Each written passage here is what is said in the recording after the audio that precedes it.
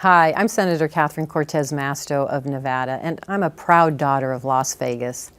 My hometown and its people inspire me every day with their enterprising spirit and their commitment to helping each other. I witnessed that commitment in action nearly 2 years ago, on October 1st, when a gunman opened fire on concert-goers attending the Route 91 Harvest Music Festival. My niece was at that festival. She came home that night. Too many others did not. 58 people were killed and hundreds more were injured. The Route 91 massacre remains the deadliest mass shooting in American history. Sadly, it wasn't the last.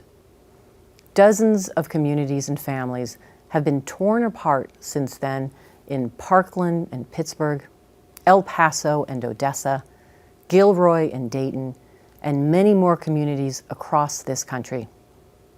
It doesn't have to be this way. We can prevent other families from losing their loved ones to senseless gun violence.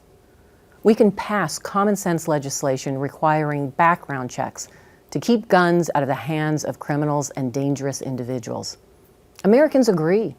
More than 90% of Americans say they want sellers to look closely at who exactly is trying to buy a gun.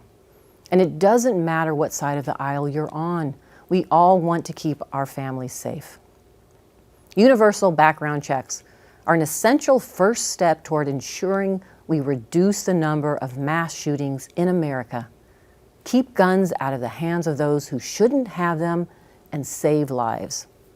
We know that it can't stop every tragedy, but this is a common sense, bipartisan bill that can save lives and reduce mass shootings in our country. My home state of Nevada passed background checks this year after Nevadans voted for them in 2016. Congress can get it done as well.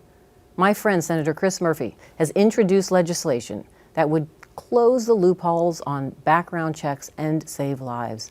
And the Democratic-controlled House of Representatives passed it almost 200 days ago. Yet here in the Senate, the Bipartisan Background Checks Act hasn't received a vote.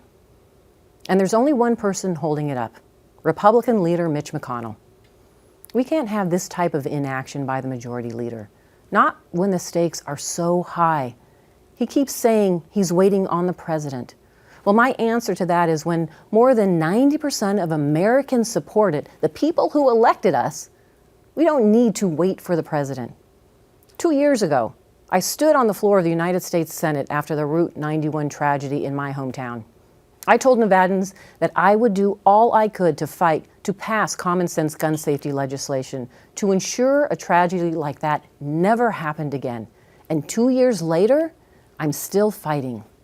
As we approach the 2-year anniversary of the Route 91 massacre, we can show those families touched by mass shootings that we're willing to act, that we can offer them something more than thoughts and prayers.